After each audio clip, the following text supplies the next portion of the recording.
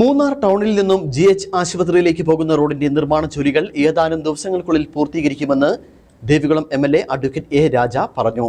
MLAയുടെ ആസ്തി വികസന ഫണ്ടിൽ നിന്നും ബ്ലോക്ക് പഞ്ചായത്ത് ഫണ്ടും ചിലവഴിച്ചാണ് റോഡ് നിർമ്മാണം നടത്തുന്നത്.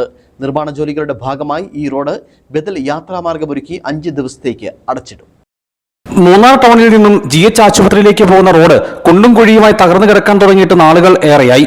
രോഗികളുമായുള്ള ആംബുലൻസുകളടക്കം കടന്നു പോകുന്ന റോഡിന്റെ നവീകരണ ജോലികൾ നടത്തണമെന്ന ആവശ്യം കാലങ്ങളായി നിലനിൽക്കുന്നുണ്ട്.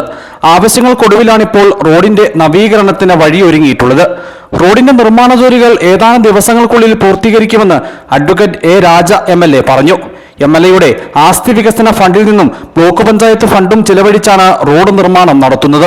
MLAയുടെ ആസ്തി വികസനത്തിൽ നിന്ന് 20 ലക്ഷവും അതുപോലെ ബ്ലോക്ക് പഞ്ചായത്തിൽ നിന്നുള്ള 20 ലക്ഷം, അങ്ങനെ 40 ലക്ഷം രൂപ കൊടുക്കും.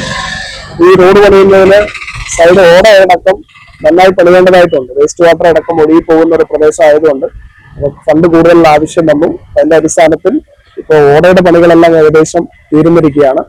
ഒരാഴ്ച അടച്ചിട്ടിട്ടാണ് ഈ റോഡ് പണി ചെയ്യാൻ ഉദ്ദേശിക്കുന്നത്. ടൈൽ വർക്ക് ആയതുകൊണ്ട് 5 ദിവസത്തിനുള്ളിൽ ടൈൽ വർക്കുകളെല്ലാം തീരും. ആകെ 40 ലക്ഷം രൂപ വകയിരുത്തിയാണ് റോഡ് നവീകരിക്കുന്നത്. റോഡ് നിർമ്മാണം പൂർത്തിയാകുന്നതോടെ ഇതുവഴിയുള്ള യാത്രാക്ലേശത്തിന് പരിഹാരമാകും. റോഡിന്റെ നിർമ്മാണ ജോലികളുടെ ഭാഗമായി ആശുപത്രിയിലേക്ക് ബദൽ യാത്രാമാർഗമൊരുക്കി ഈ റോഡ് 5 ദിവസത്തേക്ക് അടച്ചിടും. നല്ലതണ്ണി റോഡ് വഴി രോഗികൾക്ക് GH ആശുപത്രിയിലേക്ക് പ്രവേശിക്കാവുന്നതാണ്. News bureau, Adimali.